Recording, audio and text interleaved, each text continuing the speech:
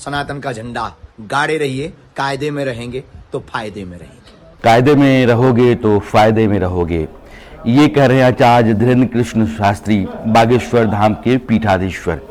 और जब कभी भी मैं धीरेन्द्र कृष्ण शास्त्री जी के बारे में कुछ कहता हूं तो उनके जितने भी समर्थक हैं उनको ये लगता है कि मैं उनके खिलाफ हूं, और फिर वो लगातार एक तरीके से ट्रोल करना शुरू करते हैं और तादाद रोज़ घंटों घंटों हज़ारों हज़ार बढ़ती चली जाती है और लाखों में होती है।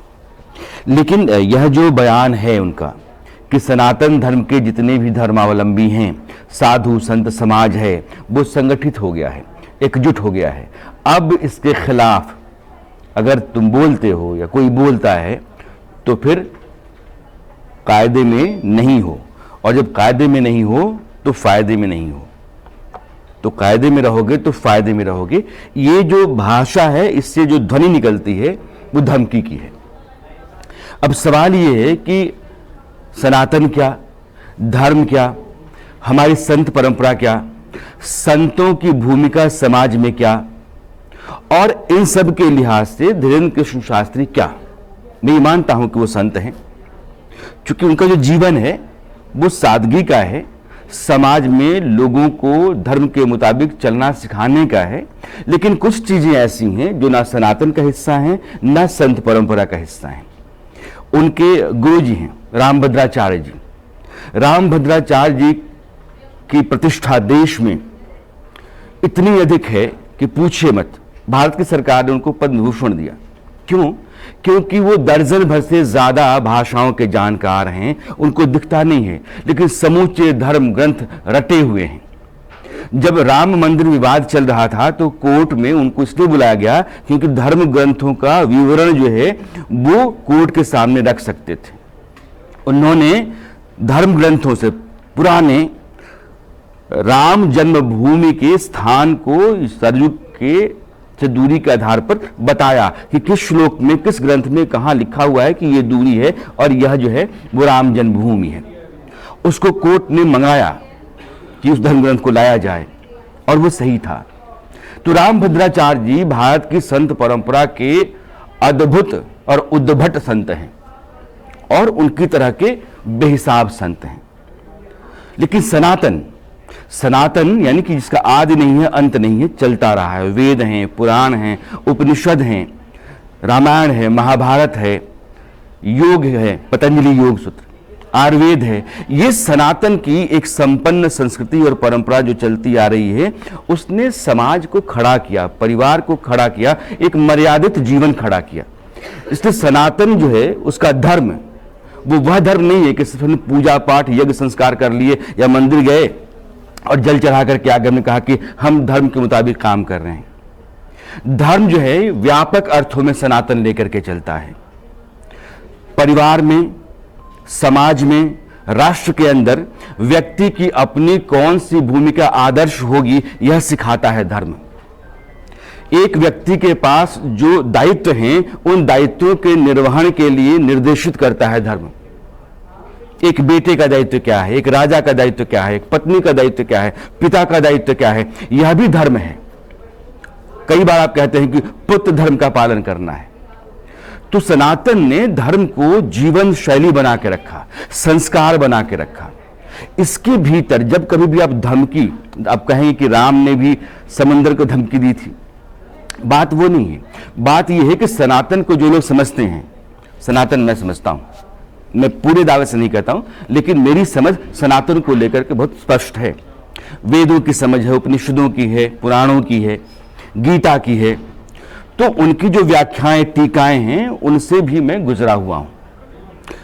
तो सनातन जो है वो एक मर्यादित धर्म है, और धीरेन्द्र कृष्ण शास्त्री जी सनातन परंपरा के एक संत हैं। लेकिन उनके भीतर कुछ चीजें, जैसे अनर्गल बातें कि कौन सा आदमी किस जगह पर, किसके पास, कहां, किस रात में, किस कमरे में गया था, यह भी मैं भेद खोल दूंगा।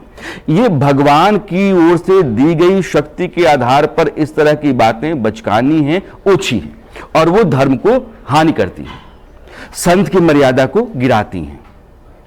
उसी तरीके से दूसरी बात है कि शिष्ट भाषा के दायरे से बाहर जाकर के उस तरह की भाषा बोलना जो संत की भाषा से बाहर है।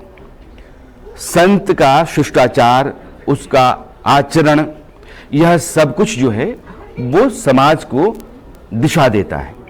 इसलिए संत परंपरा को लेकर जितने लोग चलते हैं, उनकी भाषा, उनका आचरण, उनका व्यवहार समाज में एक अलग तरह का उदाहरण रखते हैं। जो हमारा धर्म ग्रंथ है, जो जीवन शैली है, जो सनातन परंपरा है, उसको लगातार ढोते रहने की भूमिका किसके पास रही? संतों के पास रही। ये आश्रम, मठ, मंदिर, इन सब के जरिए जो संत परंपरा है वही धर्म ग्रंथों को लेकर चलते रहे। गृहस्थ जीवन में उसको आगे बढ़ाने के लिए समझ नहीं है, वो उससे निर्देशित तो होता है, उसके जीवन के संस्कारों में वो सारे हैं जिसके लिए उसको जरूरत पड़ती है। लेकिन धर्म क्या कहता है और धर्म के मुताबिक उसको कैसे चलना चाहिए, यह धर्म ग्रंथ बताते हैं। और इन धर्म ग्रंथों को, यानी कि जो हमारे लिए एक तरीके से मार्गदर्शन करने वाली व्यवस्था है, वो संत परंपरा के पास रहती है, स्कूलों के पास रहते, गुरुकुलों के पास रहती है और इसी के जरिए चलती है। जब आप यहां से शिक्षित और दीक्षित होकर के निकलते हैं तो आप उस परंपरा का हिस्सा होते हैं। इसलिए जब कभी भी आप किसी को धमकी देते हैं, जब कभी भी आप किसी को अमर्यादित भाषा से संबोधित करते हैं, जब कभी भूत पिशाच को लेकर के आप आते हैं, भूत पिशाच सनातन का हिस्सा नहीं है, मैं कई बार कह सकता हूं, यह बाद में है।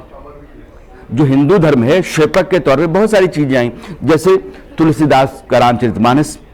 तुलसीदास ने रामचरितमानस जब लिखा तब अकबर का काल था और रामायण जो है वो ईसा से पूर्व का। तो जब हजारों साल बाद एक व्यक्ति उस समय की घटना को लिख रहा है, एक इतिहास वो भी रच रहा है, लेकिन लिखते समय जो उस समय का कालखंड है, उस समय की परिस्थिति स्थिति है, उसके मुताबिक भी उसकी भाषा और उसके सब्जेक्ट तय हो रहे हैं।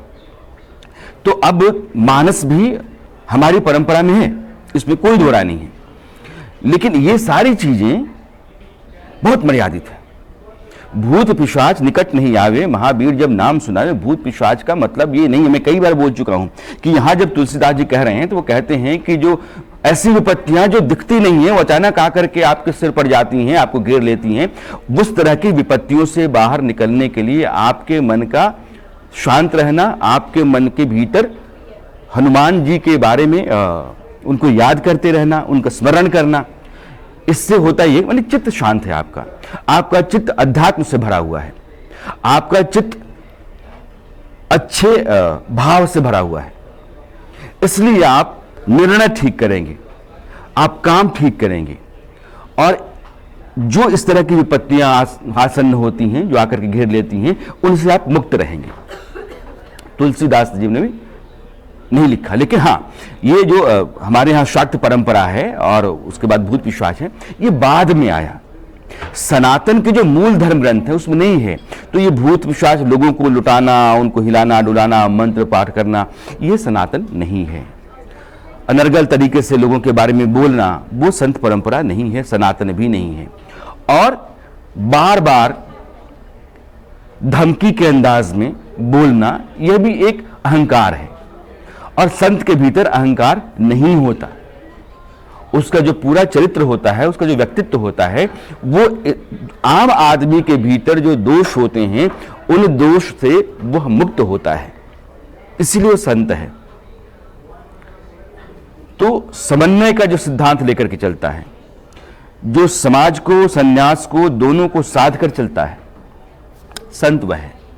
इसलिए जिन बातों पर मुझे ऐतराज है, उन बातों को मैं उठाता हूं और मैं चलते समय एक बार फिर दोहराता हूं, सनातन मर्यादित, विशाल और दुनिया का सर्वोत्तम सिद्धांत है, जीवन दर्शन है, शैली है। भारत की संत परंपरा, दुनिया में ऐसी परंपरा आपको कहीं नहीं मिलेगी, अद्भुत है। लेकिन इन दोनों मर्यादित परंपराओं के बीच में अगर कुछ भी ऐसी चीजें हैं जो उसके भीतर जाकर के उसको पल्यूट करती हैं, प्रदूषित करती हैं, तो फिर उन चीजों को फिल्टर करना उन सभी लोगों का दायित्व बनता है जो लोग सनातन और संत परंपरा को समझते हैं। इसलिए अगर वो कहते हैं कि कायदे में रहोगे तो फायदे में रहोगे, यह धमकी की भाषा है और उसके लिए संत समाज संगठित हो गया, सनातनी संगठित हो गए, इस तरह की बातों की आड़ ली जाती है। तो ये बात पचती नहीं है। इसलिए मुझे लगता है कि मर्यादित जीवन जो संत का है उसके मुताबिक जैसे जैसे चलते रहेंगे वैसे उससे उनकी प्रतिष्ठा बढ़ती चली जाएगी और वो इन सब बातों से आखिरकार मुक्त हो जाएंगे। इस बात की उम्मीद की जा सकती है।